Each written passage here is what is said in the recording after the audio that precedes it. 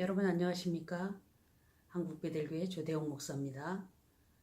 오늘도 창세기 말씀을 통하여서 우리 하나님께서 우리에게 하시고자 하시는 말씀을 잘 듣게 되기를 바랍니다. 기도하겠습니다. 우리에게 늘 말씀하시며 하나님께서 허락하신 복된 길을 걸어가기를 원하신 하나님 아버지 앞에 감사와 찬송과 영광을 돌려옵니다. 주님의 말씀을 듣고 그 말씀이 생명의 말씀이 되어서 우리의 삶을 인도하시는 은혜를 날마다 맛보알도록 은혜를 베풀어 주시옵시고, 주님 말씀 안에서 주시는 그 크신 뜻을 깨달아 알아서 이 땅에서의 삶뿐 아니라 영혼의 하나님 나라에 인도받는 때까지 아버지께서 주시는 은혜 아래 충만하도록 인도하여 주시옵소서. 예수님 이름으로 기도드립니다. 아멘. 찬송가 440장 찬송 드리겠습니다. 찬송가 440장입니다. 멀리 멀리 갔더니 저량하고 고나며 슬프고 또 외로워 정처 없이 다니니 예수 예수 내 주여 지금 내게 오셔서 떠나가지 마시고 길이 함께 하소서. 예수 예수 내 주여 섭섭하여 울 때에 눈물 씻어 주시고 나를 위로하소서. 예수 예수 내 주여 지금 내게 오셔서 떠나가지 마시고 길이 함께 하소서. 다니다가 쉴 때에 쓸쓸한 곳 만나도 홀로 있게 마시고 주여 보호하소서. 예수 예수 내 주여 지금 내게 오셔서 떠나가지 마시고 길이 함께 하소서. 아멘.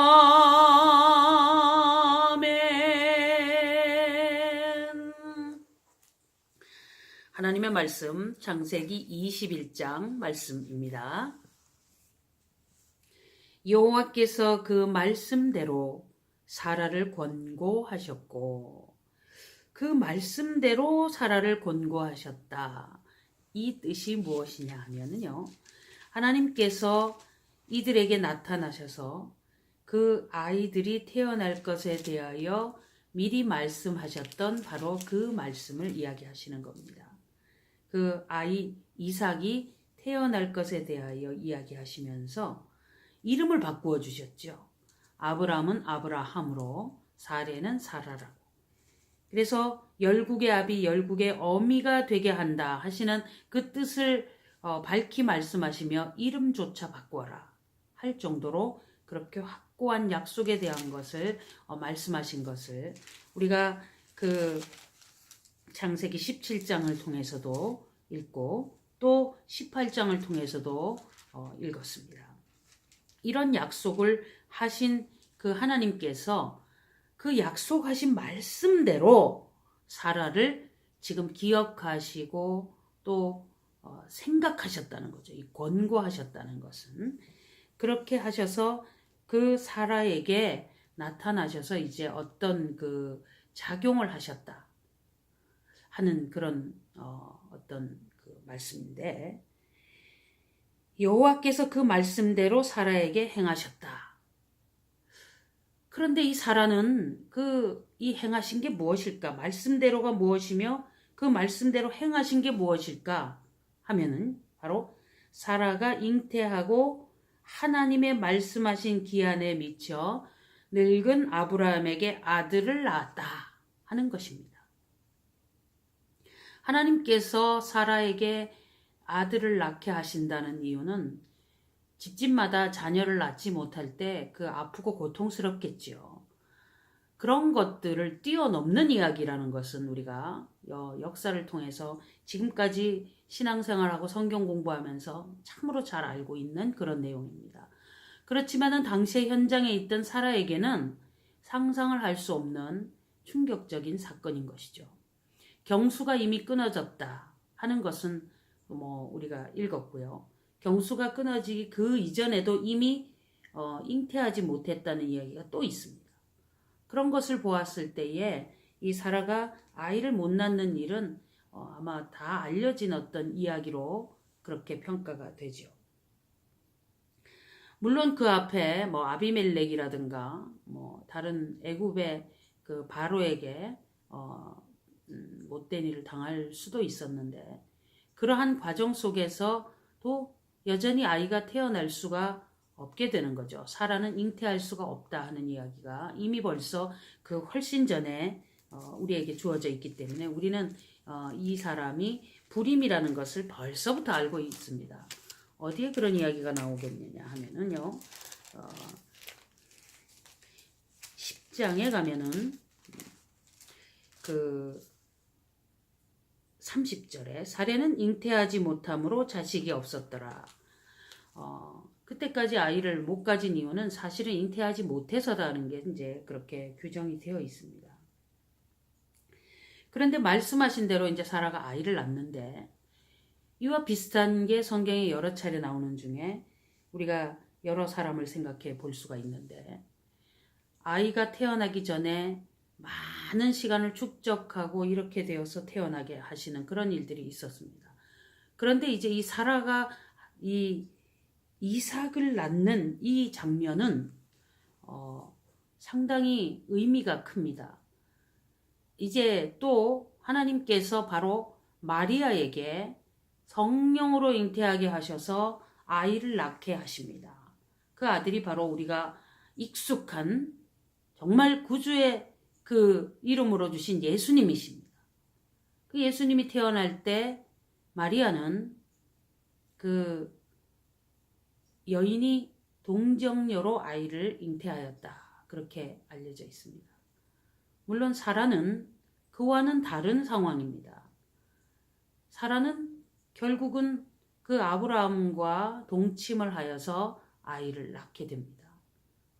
사라는 경수가 끊어졌다면 난자 배출이 멈추어지고 여성 호르몬이 이제 수치가 떨어지고 그런 상황이 되었다는 것인데 이런 것들을 회복시킬 수 있는 그 하나님의 그 능력은 우리가 의심의 여지가 없다는 것은 창조주 하나님께 못할 일이 없으시다 하는 것입니다. 할 수 있거든이 무슨 말이냐. 하나님께 능치 못할 일이 없다 하는 것을 우리가 이 말씀을 통해서 또 그리고 창조주 하나님 아버지 앞에서 우리가 믿음으로 서 있으며 부정할 수 없는 사건으로 우리가 알고 받아들입니다. 그리고 이렇게 아브라함과 사라가 이런 상황 속에서 아이를 낳는 것이 또한 우리 예수님이 탄생하시고 그 예수님이 십자가에 못 박혀서 제물로 드려지는 거에 빗대어서 이제 이야기가 우리에게 좀 더 다가오게 되어 있습니다. 오늘 21장을 읽지만 22장에 보면 이렇게 태어난 아이를 하나님께서 제물로 바치라는 그런 말씀을 하십니다. 그럴 때 이 아브라함이 그 말씀을 어떻게 받아들였는가 하는 이야기를 보고 또 그 말씀이 평가되는 것과 나중에 그 신약 성경에서 말씀하시기를 이 사건을 바로 예수님의 십자가에 대한 어떤 그 예표와 또한 부활신앙에 연관된 것으로 그렇게 이야기하는 것도 우리가 기억을 합니다. 그래서 21장에 지금 현재 사라를 권고하여서 하나님께서 아들이 태어나게 하시는 사건은 단순히 불임 가정에 아이를 주는 그런 수준은 아닙니다. 그리고 또 그냥 대충 자녀가 술술 태어나는 집에서 어떤 구속사적 역사가 일어날 때의 극적인 의미가 조금 감해지는 그런 생각을 할 수가 있죠. 하나님께서 이 땅에 주님의 백성들을 구원하시는 그 일들을 위하여서 어떤 관심을 가지고 어떻게 이렇게 기획하시고 운영하시고 하는 그런 것들을 우리가 좀 더 세심하게 볼 수 있는 계기가 되고, 할 수 없는 일을 하게 하시고 또 될 수 없는 일을 되게 하시는 그런 하나님 아버지 앞에서 우리에게 허락하신 죄 용서의 은혜가 더욱더 크게 다가오는 그런 말씀입니다. 그렇죠. 2절에 보면 사라가 잉태하고 하나님의 말씀하신 기한에 미쳐 늙은 아브라함에게 아들을 낳으니, 아브라함이 그 낳은 아들 곧 사라가 자기에게 낳은 아들을 이름하여 이삭이라 하였고, 그 아들 이삭이 난 지 8일 만에 그가 하나님의 명대로 할례를 행하였더라. 노아도 그렇고 아브라함도 그렇고 하나님이 명령하신 대로 실천력이 상당히 뛰어난 사람들입니다. 바로 이런 사람들을 하나님이 의인이라고 말씀하시는 것을 우리가 성경을 통해서 볼 수 있습니다. 하나님의 말씀을 들었다면 들은 사람이 바로 그 말씀을 그대로 실천하고 생활에서 어떤 나타내 보여지는 그런 것들이 주어지는 것, 그것이 아마 믿음의 사람들의 행보요 열매일 것입니다. 그렇다면 우리가 기독교인들이 주님 앞에서 정말 믿음을 보이려면 하나님의 말씀대로 행하는 것이 드러나야 된다는 거죠. 그래서 행함으로 믿음을 보이라. 그러면 행함으로 구원이냐? 그것이 아니죠. 구원받은 사람은 그렇게 행하더라는 겁니다. 거꾸로, 역설적으로. 그러면 반대로 믿음의 행위가 나타나지 않는 사람은 아무리 신앙생활 한다 그래도 신앙생활이 아니라는 거죠. 기독교인인데 거짓말하고 사기치고 도둑질하고, 기독교인인데 하나님이 원치 않는 악한 일들을 계속하고 있어요. 그러면 그 사람이 과연 기독교인이냐? 우리가 지금 교회 다니는 사람들이 구설에 오르고 아주 추악한 일들을 많이 하는 걸 보는데, 그럴 때 그런 사람들이 뭐 믿음이 조금 적어서 그렇거나 아니면 약해서 그렇다거나 혹은 뭐 아직은 성장하지 못해서 그렇다거나 이렇게 표현을 하는데, 그런 것들에 자꾸만 속으면 안 됩니다. 그런 말들은 느슨하게 만듭니다, 사람을. 실수할 수가 있죠. 우리가 일반적으로 기독교인이 아니라 할지라도 그런 행동을 안 합니다. 그런 행동을 기독교인들이 하면서 내가 마음은 원인데 육신이 약해서다 이렇게 거짓말을 하면 안 됩니다. 가짜 기독교인이 아닌가 자신을 돌아봐야 되죠. 일반적인 그 비기독교인이면서 뭐 별 이렇게 이름 없는 그런 사람도 안 하는 행동을 하잖아요. 그런 사람도 그렇게 살면 안 된다고 자신을 쳐서 복종하면서 하나님 앞에서가 아니겠죠, 물론. 어떤 그 도덕적인 윤리적인 이런 측면에서 문제되는 일이 없도록 그렇게 행하는데, 기독교인들이라는 사람들이 그런 걸 용인하고 쉽게 생각하는 거예요. 가서 회개하고 말지 뭐. 그거 완전히 잘못된 겁니다. 그래서 우리가 거듭난 기독교인이라면 진정으로 하나님 앞에서 최대한 말씀대로 살려고 하는 그런 열정이 솟아나는 것, 그것이 식을 수도 있고 또 솟아날 수도 있고, 이런 식으로 자꾸만 어떤 합리화시키고 그럴 수도 저럴 수도 이렇게 하는 것을 우리가 전부 좀 정리해야 됩니다. 그렇게 하면서 기독교인들 내부에서 서로 느슨했어요. 또 그럴 때 쓰는 용어가 있는데 뭐냐면 죄인들이 모여서 이만하면 잘하지 않냐 이런 얘기를 하는데, 그런 얘기들이 전부 핑계가 되고 합리화가 되고 또 어떤 일을 하는 데 있어서 말씀을 잘 진행 못하게 하는, 지키지 못하게 하는 그런 핑계가 될 수 있습니다. 우리가 믿음의 사람이라면 실수하고 몰라서 그럴 수는 있겠지만은 몰라서라는 것도 핑계하지 못하도록 부지런히 말씀을 읽고 하나님께서 원하시는 선이 어디냐. 적어도 10계명이 있죠. 그래서 그것을 지키면 구원을 얻는 게 아니라 구원 얻는 자들은 그런 것을 안 지킬 수가 없게 최대한 노력을 하죠. 하다가도 유혹에 빠지고 실수할 수 있고 그런 소리를 합니다. 그런데 그런 것들이 단박에 빨리 깨달아져서 잠을 못 이루고 견딜 수 없게 됩니다. 그렇지 않은 사람들은 그것을 합리화시키고 덮고 어물쩍 넘어가고 그러지요. 하나님을 인식하신다면 밤잠을 못 자고 불편할 겁니다. 계속 찌르고 해서 결국은 토설하고 회개하게 만드시죠. 그런 경험을 하게 된다면 그는 복받은 사람이다 하는 겁니다. 그런데 이제 야단 맞고 바로 할 것이냐 아니면은 바로 해서 야단 안 맞을 것이냐 여기에 그 어떤 결정이죠. 그래서 바른 열매를 맺지 못하면 기회를 주고 주시다가 어느 날 결단나는 결정적인 날이 옵니다. 그때까지가 언제일지 몰라요. 그 개인적인 종말이죠. 죽음의 날이 있죠. 그때가 언제일지 모릅니다. 그때까지 뭔가 결정이 안 되고 잘못된 길로 계속 가는 게 멈춰지지 않으면 그때는 하나님께서 되었다 하고 뭔가를 딱 제시하실 때는 꼼짝 말합니다. 어떻게 하실 겁니까? 그렇죠? 그래서 우리가 믿는 사람들은 하나님 말씀대로 살더라. 그것에 대하여 관심을 갖고 하나님 제게 힘을 주십시오. 인도해 주옵소서. 그러면서 끊임없이 나가죠. 죄의 소원은 내게 있고 죄가 문 앞에 엎드렸다. 그런 가인의 이야기 잘 기억을 하시면서 그런 사람의 예배를 연락하지 않으셨잖아요. 하나님께서. 그래서 우리가 지금 엎드려서 주님 앞에서 끊임없이 말씀대로 사려고 하는 그런 순종하려고 하는 그런 자세를 가다듬고 뭐 더 순종할 게 없나 하고 말씀을 여기저기 뒤적거리고 부지런히 찾아다니는 그런 어떤 사랑의 사람, 하나님 사랑해서 견딜 수 없어서 하나님이 하라시는 대로 뭘 어떻게 더 해볼까 하고 열정을 품는 그 사람이 되기를 바랍니다. 아브라함이 그 아들 이삭을 낳을 때에 100세라.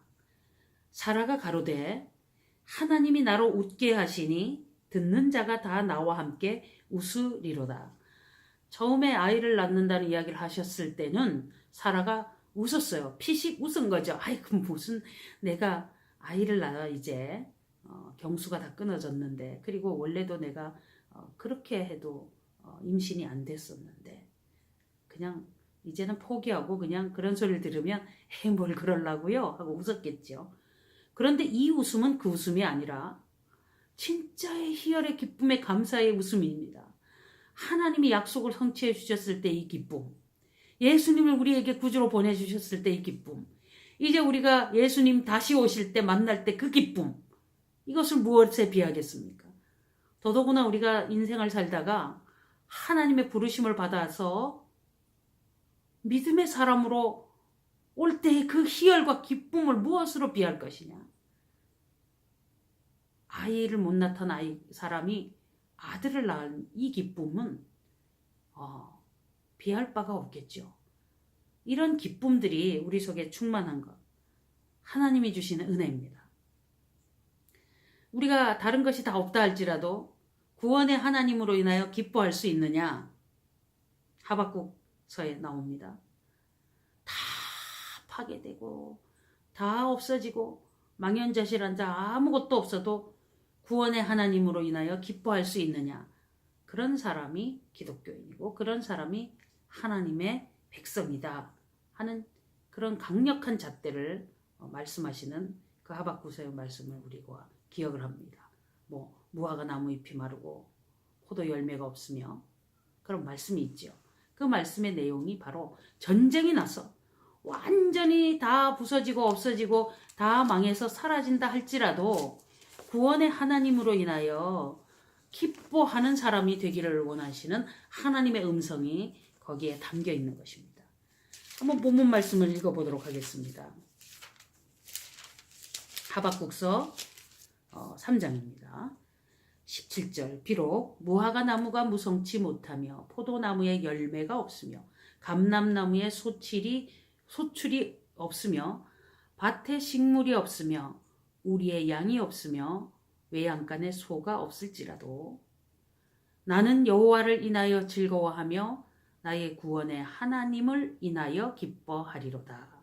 이 말씀이 바로 바벨론 포로기 이전에 그 엄청난 격병과 예루살렘 성의 함락과 이런 황무하게 되는 것에 대한 이야기를 미리 알게 된 하박국이 너무나 창자가 떨리고 두렵고 놀랍습니다.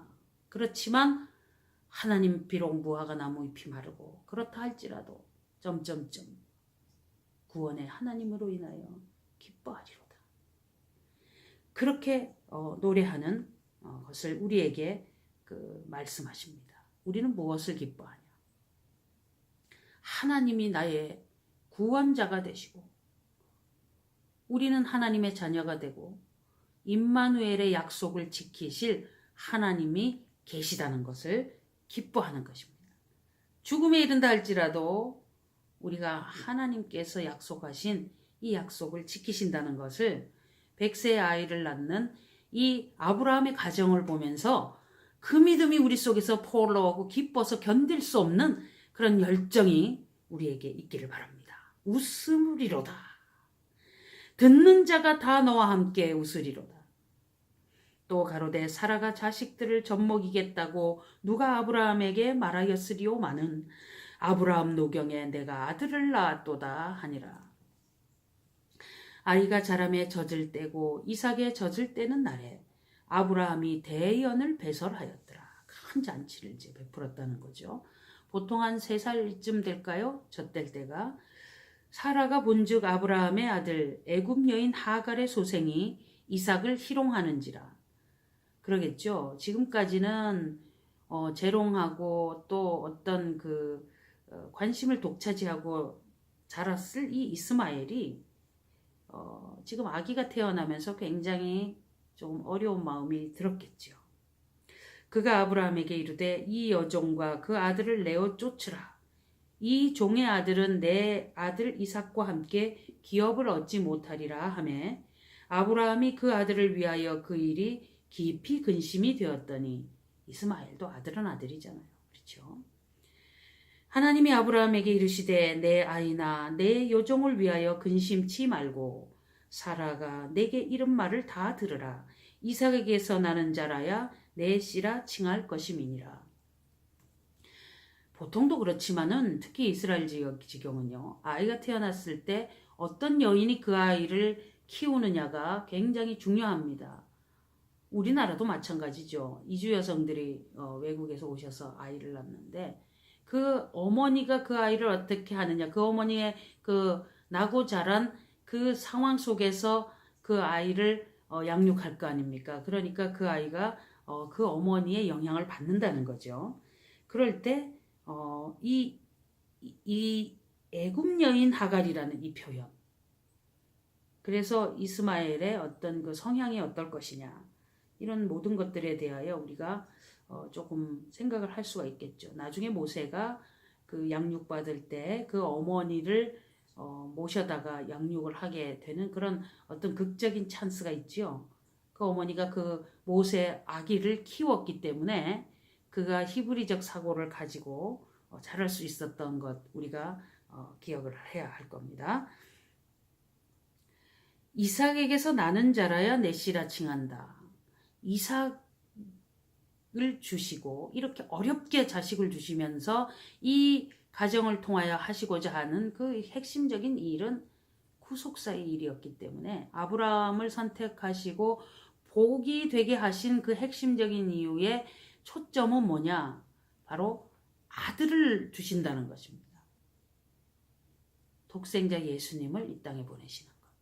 그래서 이삭의 출생이 바로 예수님의 출생에 대하여 기억하고 생각하게 하는 그런 단초가 심겨진 그런 예표가 되는 출산이었던 것입니다.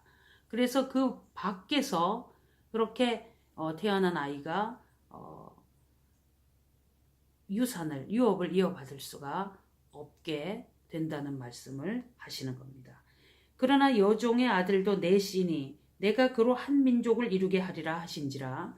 아브라함이 아침에 일찍이 일어나 떡과 물 한 가죽 부대를 취하여 하갈의 어깨에 메어주고 그 자식을 이끌고 가게 하매 하갈이 나가서 브엘세바 들에서 방황하더니 가죽 부대에 물이 다한지라 그 자식을 떨기나무 아래에 두며 가로되 자식의 죽는 것을 참아보지 못하겠다 하고 사람 바탕쯤 가서 마주 앉아 바라보며 방성대고 가니. 우리가 오늘 찬송을 440장 하면서 멀리 멀리 갔더니 처량하고 고나요. 이 하갈에게 해당되는 비슷한 그런 가사로 좀 느껴지기도 합니다. 하나님이 그 아이의 소리를 들으심으로 하나님의 사자가 하늘에서부터 하갈을 불러 가라사대 하갈아 무슨 일이냐 두려워 말라 하나님이 저기 있는 아이의 소리를 들으셨나니.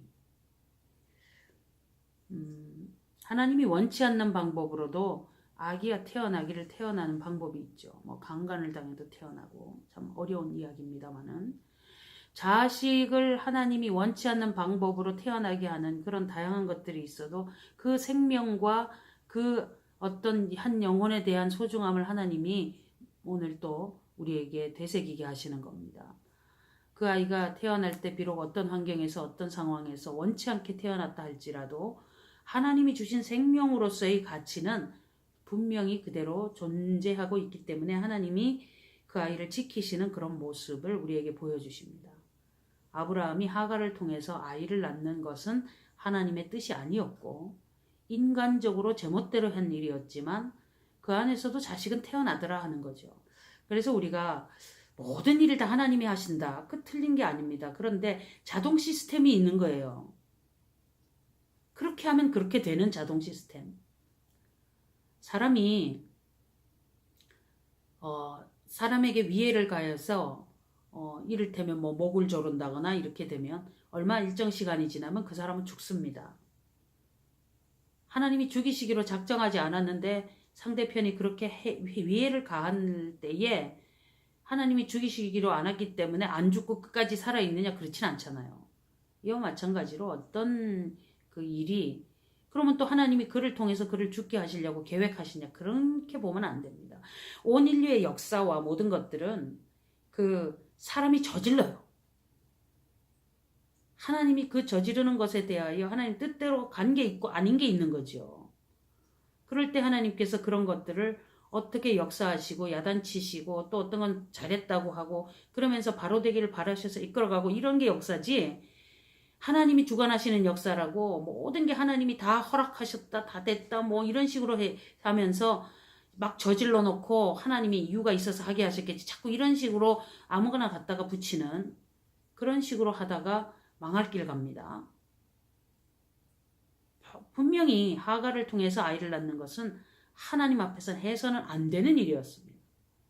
그렇지만 그런 행위를 통해서는 자식이 태어나더라 하는 거죠. 그랬을 때에 그것에 대하여 하나님이 야단치시고 할례를 하면서 정말 살을 베이면서 이런 일은 해서는 안 되는구나 하는 걸 아브라함뿐 아니라 그 주변의 사람들이 다 깨달으면서 이렇게 잘못된 얽히설키된 가정관계 이런 것을 하나님이 원치 않으심을 단호하게 알도록 하시려고 주신 핵심적인 게 원래 할례였다는 것을 기억해야 돼요. 살에 아주 베어내면서 그 끔찍한 고통 속에서 하나님 아버지 앞에서 이렇게 하면 안 되는구나. 그걸 공부하게 하시면서 민족의 정결을 이루고 그 가족의 모든 관계를 바로하고 이런 것들에 대한 것을 주신 것이 할례라고 봐야 되는 거죠. 그걸 모르고 무슨 종교적 이유로 주술적으로 무엇으로 할례를 평가하실 건지.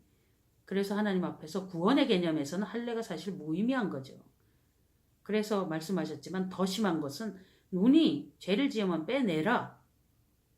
손이 죄를 지으면 손을 잘라버릴 정도로 단호하라고 하신 것과 맥을 같이 한다고 봐야 되는 것이 할례 사건의 한 이유라는 것을 우리가 알아야 됩니다. 그래서 이 아이를 하나님께서 그 소리를 들으셨다. 불의의 자식이라 할지라도 생명에 대한 것은 하나님이 소중히 여기신다는 것을 잊어서는 안 되죠. 하나님의 형상으로 출생되는 그 자동 시스템 속에서 태어나는 거죠.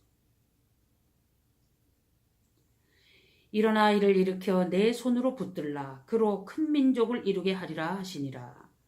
하나님이 이 약속을 지키셨는데 이것뿐 아니라 다시 또 하갈이 한번 집에서 도망을 나가던 그런 일들이 있었을 겁니다.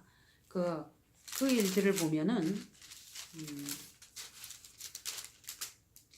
이스마엘이라 하라 하고 이름을 16장 11절에서 말씀하시고, 그리고 형제의 동방에서 살 것이며 이 아이가 어떻게 살 것인지를 설명하신 이야기가 나옵니다. 그와 마찬가지의 이야기를 또 이야기를 하고 계시는 거죠. 지금 한 번 하신 이야기를 또 성취하시는 그런 모습입니다. 그래서 이제 그 25장 12절 정도에 가면은 그 12아들을 낳는, 그리고 그 민족을 이루는 이야기가 나옵니다. 아마 오늘날의 아랍 족속들의 많은 그 족속들, 12방백이니까 12아이의 그 족속이니까 상당히 많은 숫자의 그 아랍 족속들이 아마 이스마엘의 후손일 것이다. 그런데 놀랍게도 바로 이 이스마엘의 후손들이 거의 대부분이 이슬람교에 소속이 되고, 그리고 그 이슬람교에 대한 그들이 하나님 아버지 앞에서 지금 그 성경을 가지고 나름대로 이제 그 어떤 그 아이디어를 갖고 구란이라는 책에 이스마엘이 장자니까 적자가 아니냐, 이런 논리를 펴는 이야기가 나옵니다.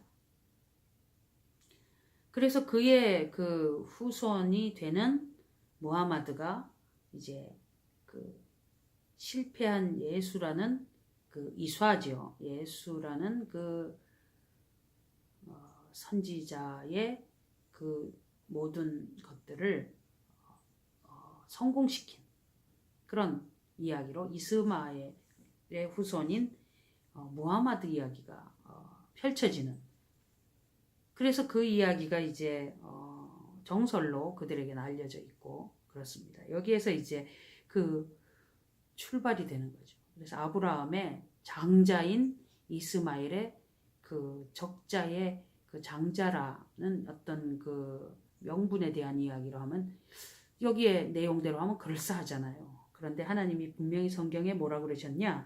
이삭에게서 나는 자라야 내 씨라 칭할 것임이니라. 그래서 이스마엘의 후손인 이 12방백은 전혀 다른 12방백이고, 그리고 이삭에게서 난 야곱의 자손들 12지파가 또 따로 실질적인 이제 그 하나님의 그 자녀들로서의 어떤 그 역사가 이어져 가는 것을 창세기를 통해서 계속 우리가 읽어 나가게 될 겁니다. 19절이죠. 하나님이 하갈의 눈을 밝히심에 샘물을 보고 가서 가죽 부대에 물을 채우다가 그 아이에게 마시웠더라. 하나님이 그 아이와 함께 계심에 그가 장성하여 광야에 거하며 활 쏘는 자가 되었더니, 그가 바란 광야에 거할 때에 그 어미가 그를 위하여 애굽 땅 여인을 취하여 아내를 삼게 하였더라. 바란 광야는요, 아마 그 아카바만과 수에즈만 그 사이에 있는 어떤 그 시나이 반도라고 하나요? 거기에 그 한 지역의 이름인데 가데스 바네아라는 그런 그 지명도 근처에 나오고 아마 그럴 겁니다. 22절. 때에 아비멜렉과 그 군대 장관 비골이 아브라함에게 말하여 가로되 내가 무슨 일을 하든지 하나님이 너와 함께 계시도다. 그동안 아브라함이 되어진 일을 보니까 그 주변에 있는 그랄 왕 아비멜렉이 보니까 너무 놀랍더라. 그래서 아비멜렉이 보기에 하나님이 너와 임마누엘 하시는구나, 이런 이야기를 하는 것을 봅니다. 믿음의 사람들이 이런 소리를 참 듣고 싶죠. 너는 하는 것마다 보면 하나님이 함께 하시는 것 같아.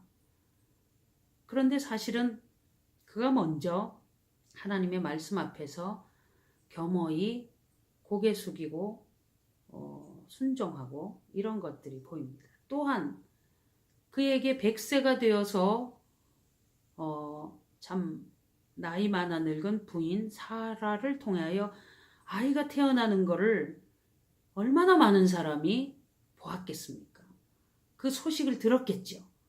그런 것들이 신기하다 이런 것들로 회자되었을 것이고, 또한 아브라함의 그 모든 기업이 어떻게 돌아가는가 이런 이야기도 아마 충분히 사람들에게 영향을 주었을 것인데, 하나님이 복을 주신 것이 이렇게 드러나는 그 근간에 다시 가면 아브라함은 11조를 바치는 사람이었고, 아브라함은 하나님께 어디를 가나 단을 쌓고 예배하는 사람이었기 때문에 사람들이 보기에 아브라함은 예배하는 사람이라는 것이 아주 확고히 이미 벌써 알려진 것이고, 그런 사람이 모든 일을 행할 때마다 보면 항상 불합리하지 않게 또 자신의 이득보다는 공정하게 하는 것을 굉장히 잘해 나가는 모습을 보고, 그가 어떻게 하나님 안에 있고 어떻게 그렇게 잘 되어져 가는 것을 보면서 이런 말이 저절로 나온 것이다. 그런즉 너는 나와 내 아들과 내 손자에게 거짓되이 행치 않기를 이제 여기서 하나님을 가리켜 내게 맹세하라. 그런 거를 또 거명하면서 아주 독특한 이야기를 하고 있습니다. 내가 내게 후대한 대로 너도 나와 너의 머무는 이 땅에 행할 것이니라. 아브라함이 가로되 내가 맹세하리라 하고, 신불신간에 사회현 생활을 하면서 믿는 사람들이 누구와 무슨 행위를 하고 어떤 거래를 하든 무엇을 하든지 믿는 사람답게 철저하게 정확해야 됩니다. 우리가 믿는 사람이 또 전도한다고 손해를 많이 보기도 하고 하는데, 물론 가상한 일이죠. 그런데 또 분명하고 명쾌하게 어떤 일을 행함으로 인해서 어떤 공의의 측면을 철저히 챙기는 것도 필요합니다. 그래서 이제 이런 이야기를 하면서 아브라함이 단호하게 그냥 바로 내가 맹세하리라 이렇게 했죠. 아비멜렉의 종들이 아브라함의 우물을 늑탈한 일에 대하여 아브라함이 아비멜렉을 책망하매, 우물이라는 말은 그냥 우리가 단순히 생각하는 정도가 아니죠. 그러니까 한국 사회에서는 정말 어디를 파도 물이 나오니까 우물의 소중함을 모르다가 요즘 한 몇 개월씩 비가 안 오고 해서 사람들이 기근에 또 어려움을 겪는 일들이 해마다 조금씩 있어 왔습니다. 그러다 보니까 사람들이 거기에 따라서 조금씩 느낄 수는 있겠습니다만은, 이 지역은 그런 거와 상상을 할 수 없을 만큼의 이 물이 귀한 곳이죠. 그래서 우물을 놓고 싸우는 거에 대하여 비일비재하게 있었다는 거죠. 아마 생명이니까, 물이 생명이니까 그렇겠죠.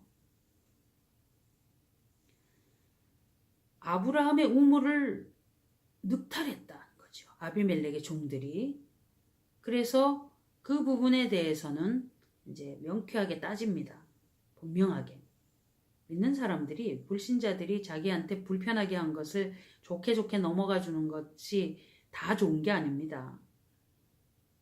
철저하게 따질 건 묻고 알 건 알고, 그래서 내가 용서할 건 하고, 또 어떤 부분에 있어서 보상할 건 하고 배상 받을 건 받고, 이런 식으로 어떤 공의를 이루고 명쾌하게 일들을 처리를 해줘야 됩니다. 그렇지 않으면 그 습관이 되어서 계속 속된 말로 이렇게 해코지를 하면서 빼앗아 가려고 악한 일을 행할 가능성이 더 있고 죄를 더 짓게 만들 수가 있기 때문에 그렇게 처신해서는 안 될 것 같습니다.